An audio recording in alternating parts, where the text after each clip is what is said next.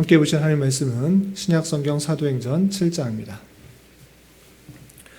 오늘 6월 7일 사도행전 7장을 읽는 날인데, 사도행전 7장은 60절까지 길게 되어 있어서 다 읽지는 않고요. 1절부터 25절까지만 함께 봉독합니다. 신약성경 사도행전 7장 1절부터 25절까지 말씀, 신약성경 196쪽 전후를 보시면 되겠습니다. 1절부터 함께 봉독합니다. 대제사장이 이르되 이것이 사실이냐? 스데반이 이르되 여러분 부영들이여 들으소서. 우리 조상 아브라함이 하란에 있기 전 메소포다미아에 있을 때에 영광의 하나님이 그에게 보여 이르시되 내 고향과 친척을 떠나 내가 내게 보일 땅으로 가라 하시니 아브라함이 갈대아 사람의 땅을 떠나 하란에 거하다가 그의 아버지가 죽음에 하나님이 그를 거기서 너희 지금 사는 이 땅으로 옮기셨느니라. 그러나 여기서 발붙일 만한 땅도 유업으로 주지 아니하시고 다만 이 땅을 아직 자식도 없는 그와 그의 후손에게 소유로 주신다고 약속하셨으며 하나님이 또 이같이 말씀하시되 그 후손이 다른 땅에서 나그네가 되리니 그 땅 사람들이 종으로 삼아 400년 동안 괴롭게 하리라 하시고 또 이르시되 종 삼는 나라를 내가 심판하리니 그 후에 그들이 나와서 이곳에서 나를 섬기리라 하시고 할례의 언약을 아브라함에게 주셨더니 그가 이삭을 낳아 8해 만에 할례를 행하시고 이삭이 야곱이 우리 12조상을 낳으니라. 여러 조상이 요셉을 시기하여 애굽에 팔았더니 하나님이 그와 함께 계셔 그 모든 환난에서 건져내사 애굽 왕 바로 앞에서 은총과 지혜를 주심에 바로가 그를 애굽과 자기 온 지배의 통치자로 세웠느니라. 그때 애굽과 가나안 온 땅에 흉년이 들어 큰 환난이 있을새 우리 조상들이 양식이 없는지라. 야곱이 애굽에 곡식 있다는 말을 듣고 먼저 우리 조상들을 보내고 또 재차 보내매 요셉이 자기 형제들에게 알려지게 되고 또 요셉의 친족 바로에게 드러나게 되니라. 요셉이 사람을 보내어 그의 아버지 야곱과 온 친족 75사람을 청하였더니 야곱이 애굽으로 내려가 자기와 우리 조상들이 거기서 죽고 세겜으로 옮겨져 아브라함이 세겜 함몰의 자손에게서 은으로 값주고 산 무덤에 장사되니라. 하나님이 아브라함에게 약속하신 때가 가까움에 이스라엘 백성이 애굽에서 번성하여 많아졌더니 요셉을 알지 못하는 새 임금이 애굽 왕위에 오르매 그가 우리 족속에게 교활한 방법을 써서 조상들을 괴롭게 하여 그 어린 아이들을 내버려 살지 못하게 하려 할세. 그때 모세가 났는데 하나님 보시기에 아름다운지라.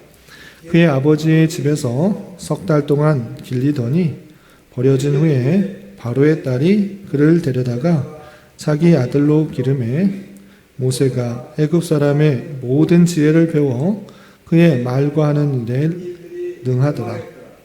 나이가 40이 되매 그 형제 이스라엘 자손을 돌볼 생각이 나더니 한 사람이 원통한 일 당함을 보고 보호하여 압제받는 자를 위하여 원수를 갚아 애굽 사람을 쳐 죽이니라. 그는 그의 형제들이 하나님께서 자기의 손을 통하여 구원해 주시는 것을 깨달으라고 생각하였으나 그들이 깨닫지 못하였더라. 아멘. 예, 감사합니다. 오늘 말씀의 본문은 사도행전 7장입니다. 우리가 어제 살펴봤던 사도행전 6장에서는 오순절 성령님께서 강림하신 이후에 많은 능력들이 나타나고 또 교회가 아주 번성하고 또 부흥하는 그 모습 가운데 문제가 발생한 것을 살펴볼 수 있었습니다. 어떤 문제가 발생했는가? 특별히 성도들이 많은 재물을 가져와서 어려운 사람을 돕도록 많은 구제헌금들을 내었는데 그 구제헌금들이 올바로 분배가 되지 않았던 것입니다. 물론 올바른 방법으로 분배하고 싶었으나 어쩔 수 없이 많은 사람들을 똑같이 분배하지 못하여서 헬라파 유대인과 또 히브리파 유대인 가운데 약간의 마음 상한 일이 생긴 것입니다. 이러할 때 사도들이 어떻게 반응했는가? 사도들이 그것들을 다 감당할 수가 없으니 성령이 충만하고 지혜가 충만한 사람 7사람을 세워서 그 구제하는 일, 그 접대하는 일에 더욱더 힘을 쓰게 하고 사도들은 말씀과 기도에 전념할 수 있도록 하는 그 일들을 살펴볼 수 있었습니다. 그래서 성령과 지혜가 충만한 7사람을 선택하여서 뽑고 안수하여서 그 일들을 전념하게 하고 사도들은 더 말씀을 잘 전함으로 말미암아 말씀이 흥왕하여지고 풍성하여져서 더욱더 많은 사람들이 교회로 몰릴 수 있었다라는 것들을 살펴볼 수 있었습니다. 그리고 거기서 그치는 것이 아니라 그 스데반, 7 집사 중에 한 사람으로 뽑혔던 스데반이 더욱더 성령과 지혜가 충만하여서 많은 일들을 했는데 특별히 다른 사람들과 논쟁하면서 복음을 전파하다가 그 스데반의 그 논쟁을 이길 수 없다라는 것을 알고 이 지도자들이 그를 해하기 위해서 거짓 증인들을 세워서 그를 공회 앞에 데려오는 장면을 살펴볼 수 있습니다. 그럼 그 죄목이 무엇인가?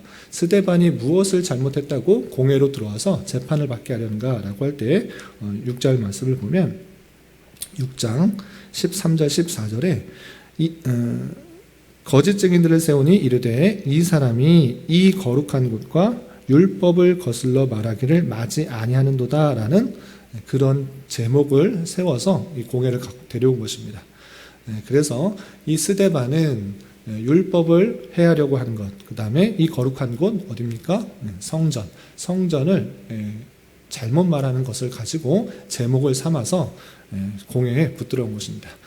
그렇게 되자 7장에서는 자신이 말한 것들, 그것이 얼마나 잘못이 없는 것이고 너희들이 그것을 믿어야 되는 것, 그것을 올바로 깨달아야 된다는 것을 아주 구체적으로 잘 설명하고 있습니다. 그래서 7장 1절부터 60절까지 아브라함 시대부터 오늘날까지 어떻게 하나님의 언약과 또 구속사가 진행되는지를 차분히 잘 구체적으로 설명한 이후에 내가 말했던 것이 틀리지 않았고 오히려 너희들이 잘못됐다라는 것들을 설명하는 그 설교 부분과 그렇게 설교했을 때 사람들의 반응이 회개하고 돌이켰다라고 보다는 오히려 마음에 찔려서 스데반을 해하려고 하고 또 해하려고 하는 것뿐만 아니라 실제로 돌로 쳐서 죽이는 그 모습들이 나오게 됩니다.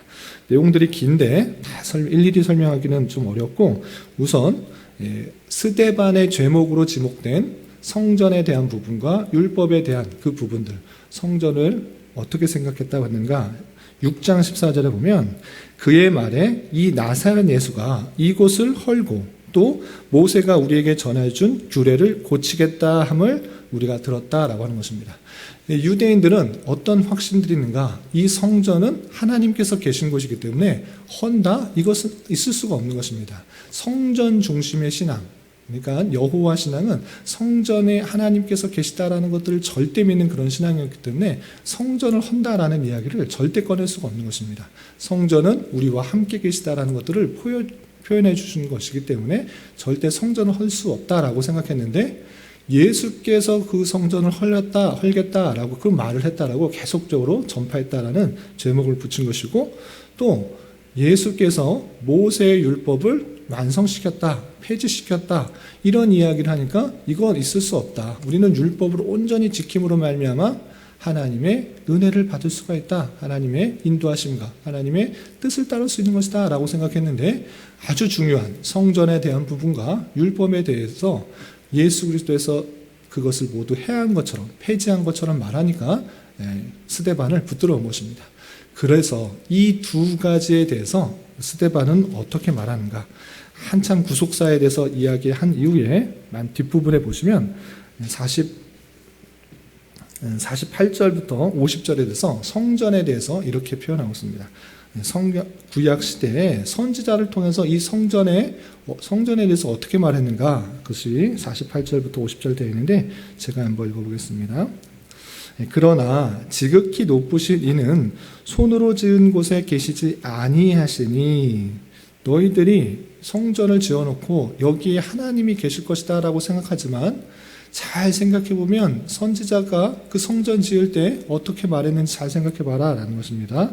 49절 보면 주께서 이르시되 하늘은 나의 보좌요 땅은 나의 발등상이니 너희가 나를 위하여 무슨 집을 짓겠으며 나의 안식할 처소가 어디느냐, 이 모든 것이 다 내 손으로 지은 것이 아니냐 함과 같으니라 라고 했습니다. 솔로몬이 성전을 지을 때도 솔로몬이 고백할 때 하나님께서 여기에 갇혀 계실 수가 없습니다.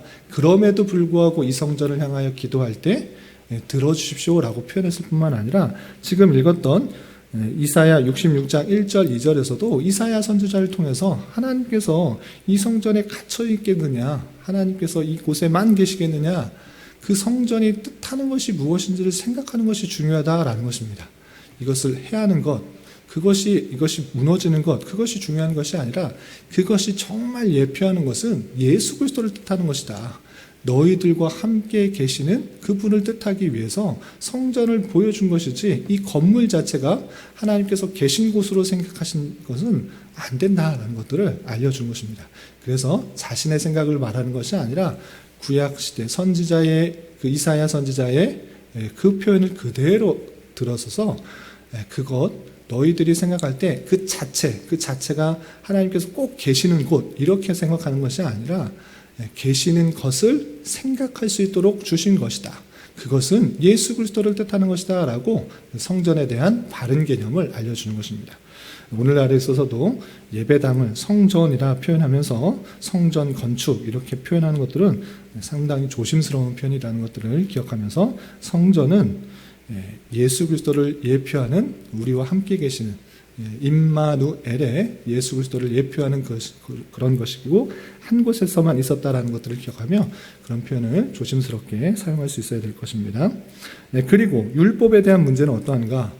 내가 율법을 어겼는가? 또 예수 그리스도께서 율법을 폐지하는가? 그것이 아니고 예수 그리스도는 완성시키신 것이고 너희들은 그 율법을 완성시키고 또 성전의 그 표상이 되는 예수 그리스도를 따르지 않았다. 오히려 너희들이 성령을 거리켜서 율법을 따르지 않은 것이다. 이렇게 말을 하게 됩니다.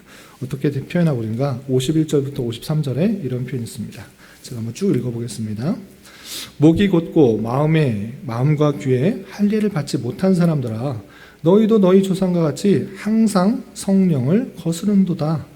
너희 조상들이 선지자들 중에 누구를 박해하지 아니하였느냐?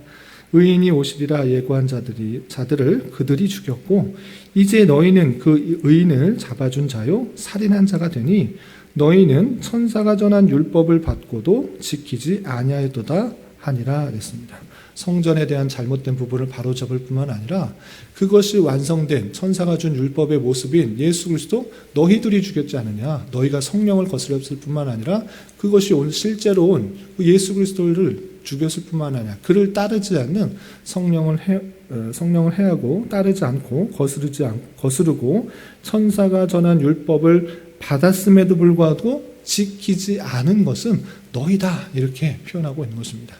그래서 자신이 전한 것이 무슨 뜻인지를 잘 밝힘으로 말미암아 거짓 증거에 의해서 스데반을 죽이려고 하고 공회에서 해하려고 하는 것들을 변증하는 그 모습을 볼 수 있습니다.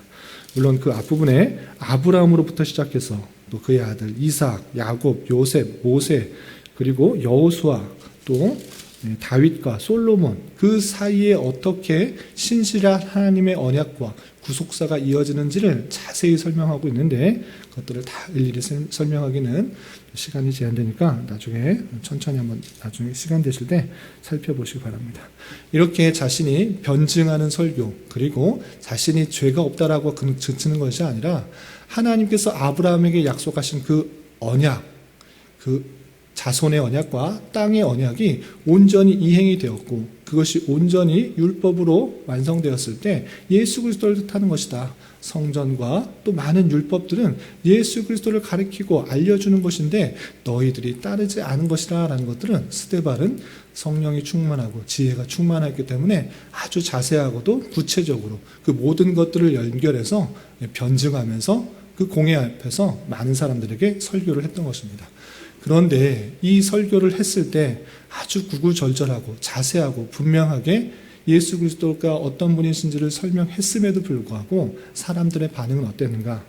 54절부터 64절까지 그 내용이 어떻게 되는가 보시면 54절 그들이 이 말을 듣고 마음에 찔려 그를 향하여 이를 갈거늘 스데반이 너희들이 그 예수를 죽였다. 율법을 어긴 것은 너희다 라고 말하니까 자신들이 찔려한 것입니다. 지도자가 되는 사도개인들과 또 제사장과 장로들이 예수 그리스도를 죽였다라는 것들을 알기 때문에 우리를 지적한다라는 것을 알고 마음에 찔리면서 이를 갈면서 스데반에 대해서 악한 감정을 품는 것입니다. 그리고 어떻게 하는가?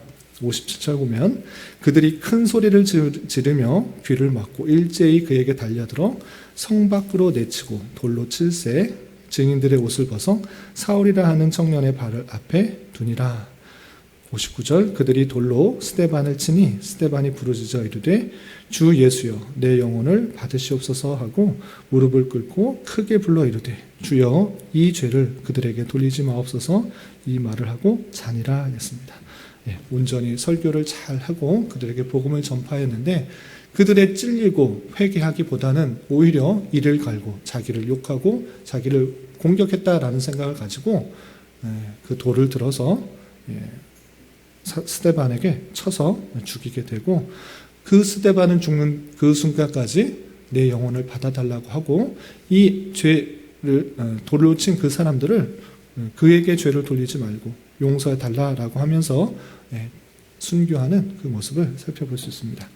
이런 말씀을 통해서 여러 가지 것들을 생각할 수 있는데 특별히 두 가지 내용들을 잘 기억했으면 좋겠습니다. 제사장과 사두개인과 장로들은 성전과 율법에 대해서 잘못된 개념을 갖고 있었습니다. 성전은 우리가 꼭 지켜야 되는 것, 하나님께서 계시는 곳이야. 우리가 제사를 드리는 것을 통해 죄를 씻김 받는 것이야. 이렇게 문자 그대로만 생각하였던 그 모습들이 있는 것입니다. 그래서 성전을 헐겠다라는 그런 말을 들었을 때 어떻게 이런 일이 있을 수 있느냐, 그런 말하는 사람은 신성 모독이고 하나님을 모독하는 것이니까 죽여야 된다라고 생각하고 실제로 예수 그리스도를 못 박았을 뿐만 아니라 스데반이 그런 설교를 할 때도 참지 못하고 그를 죽이는 모습을 볼 수 있습니다.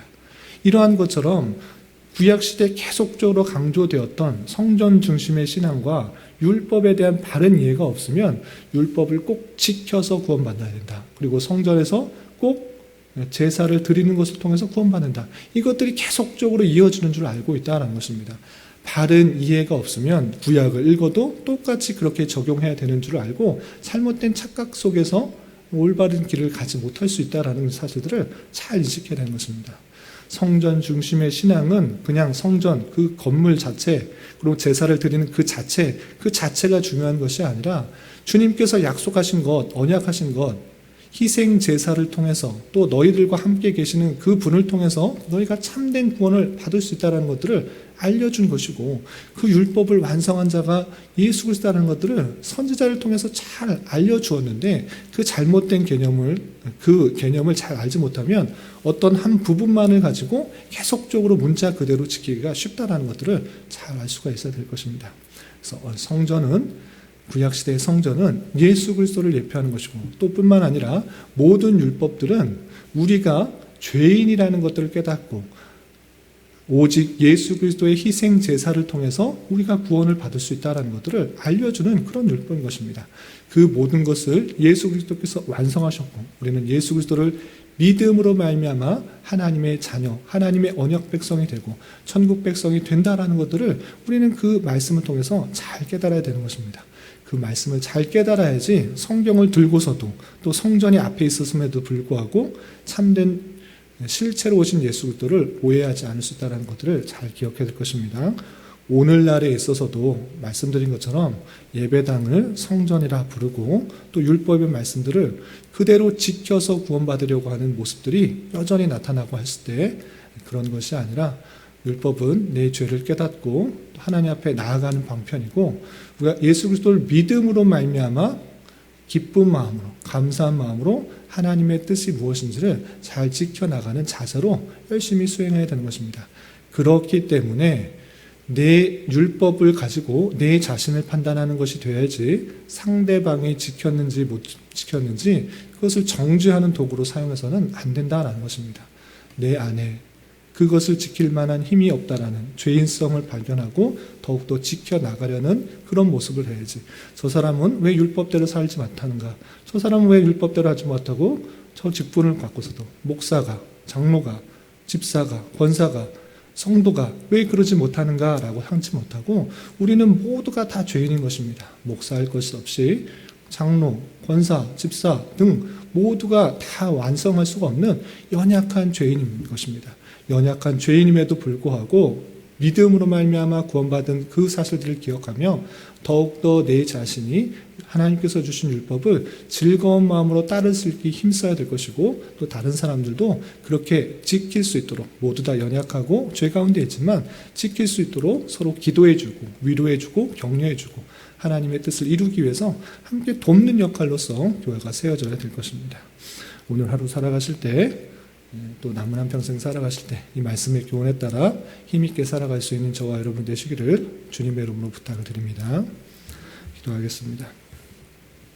하나님 아버지 감사합니다. 오늘 말씀을 통하여 스데반이 구속사에 대한 변증적 설교를 하고 나서 마음의 찔림을 받은 청중들에 의하여 순교를 당하는 말씀을 대하였습니다. 이런 말씀을 대하는 자로서 주님께서 택하신 백성들을 구원하시기 위해 어떠한 일들을 이루셨는지 깊이 깨닫고 감사하게 하여 주시고 또한 성전과 율법의 의미에 대해서 바르게 이해하여서 하나님께서 원하시는 신앙생활을 할 수 있도록 주님 인도하여 주시옵소서. 특별히 바른 신앙과 복음 전파를 위하여 목숨을 아까워하지 않고 사명을 감당했던 수많은 선교사들과 종교개혁자들에 대하여 감사하는 마음으로 우리 또한 바른 신앙을 잘 배우고 또한 주변 사람들에게 담대히 이 복음을 전할 수 있는 자 되게 하여 주시옵소서. 주님 특별히 6월은 선교의 달로 보내고 있습니다. 온 교회가 주님께서 교회에게 맡기신 사명을 기억하며 그리스도의 향기를 온전히 내뿜어 우리 주변 사람들에게 그리스도의 사랑과 은혜를 잘 전할 수 있도록 인도하여 주시옵소서.